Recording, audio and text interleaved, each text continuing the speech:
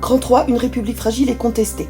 Grand A, l'Église et la République, la loi de séparation de l'Église et de l'État.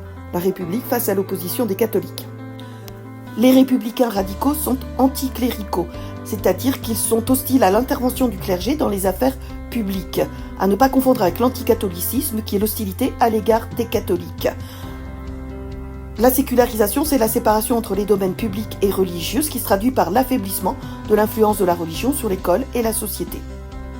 Parmi les radicaux, certains sont partisans d'une laïcité de combat, d'autres d'une laïcité de compromis, de conciliation, comme Aristide Briand, ici représenté sur cette caricature, puisqu'il le faut, dit-il, séparez-vous, mais tâchez de rester bons amis, en s'adressant d'une part à la Marianne française, d'autre part au clergé qui la convoite. Et les enfants de l'école publique ont un jour libéré, le jeudi, pour aller au catéchisme. C'est un exemple de compromis. La loi de 1905 remplace le régime concordataire de 1801. Le gouvernement garantit toujours liberté de conscience et libre exercice du culte. C'est acquis depuis la Révolution. Par contre, le clergé ne reçoit plus de traitement de l'État. C'est le pape qui nomme les évêques et non pas l'État. Les biens ecclésiastiques deviennent propriété de l'État. Et par contre, c'est l'Église qui se charge de l'entretien des édifices du culte et non plus l'État. Un certain nombre de catholiques sont opposés à cette loi, ce qui se traduit par des manifestations violentes comme on le voit ici sur ce journal avec la crise des inventaires. Le pape Pie X condamne cette loi. Cependant, on a des catholiques libéraux qui trouvent des avantages dans cette loi. Mais n'étant empêchés par la loi de séparation ni de croire ce que nous voulons, ni de pratiquer ce que nous croyons, nous devons profiter, si restrictive soit-elle, de toutes les possibilités d'organisation que cette loi nous laisse. Grand B, l'affaire Dreyfus, la République face à l'extrême droite antisémite. Dreyfus est un juif alsacien qui a quitté sa région après la guerre de 1871 et qui a pris la nationalité française.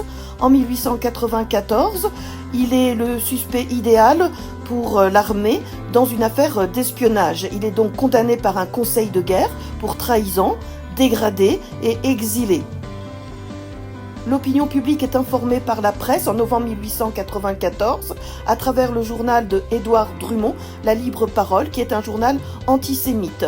On voit bien que Dreyfus, qui est représenté en bas à droite, a un nez crochu, ce qui est caractéristique de la caricature antisémite. L'antisémitisme, c'est la haine envers les juifs, qui s'appuie sur de pseudo-arguments religieux, raciaux ou économiques. Alors que Dreyfus est au bagne, sa famille se bat pour lui. À l'intérieur de l'armée, le lieutenant-colonel Picard, chef du service de contre-espionnage, découvre l'innocence de Dreyfus et la culpabilité d'Esterhazy, un officier qui avait beaucoup de dettes. Cependant, Esterhazy est acquitté en 1898 par un conseil de guerre. On voit là qu'il s'agit d'une question d'honneur pour l'armée qui ne veut absolument pas se déjuger. C'est dans ce contexte que l'écrivain Zola utilise sa notoriété pour publier la lettre « J'accuse » dans l'Aurore, qui est le journal du républicain radical Georges Clemenceau. La République est fragilisée, on a même une tentative de coup d'État.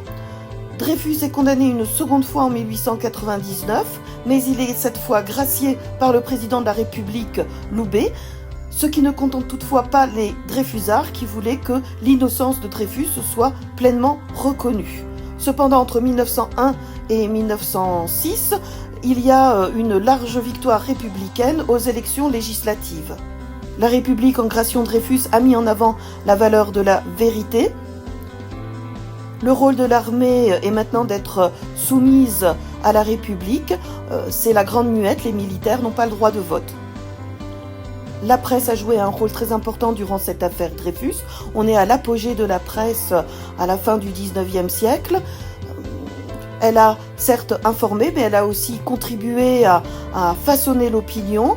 Elle a aussi accentué les clivages, les débats. On voit ici sur cette caricature du dessinateur Carandache la façon dont l'évocation de l'affaire Dreyfus entraîne le chaos dans une famille.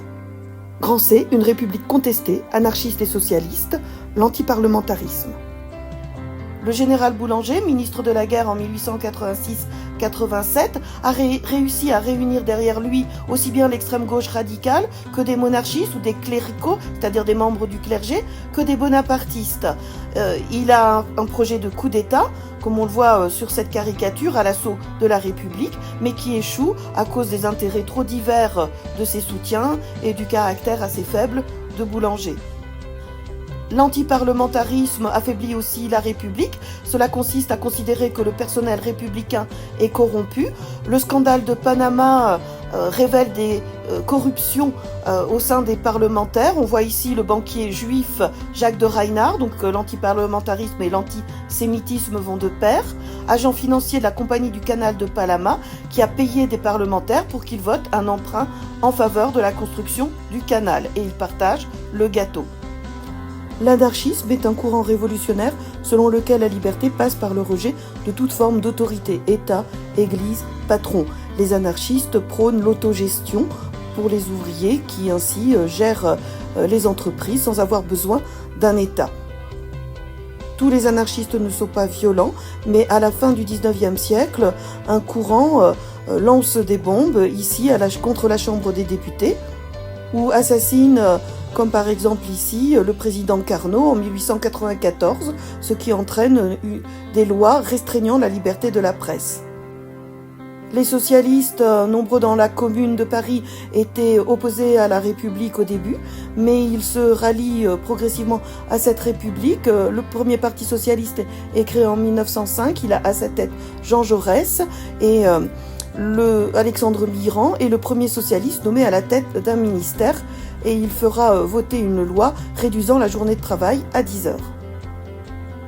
À la veille de la Première Guerre mondiale, les républicains sont largement majoritaires à la Chambre des députés et de plus soutenus par les socialistes. On peut dire que la République s'est bien enracinée malgré toutes les oppositions.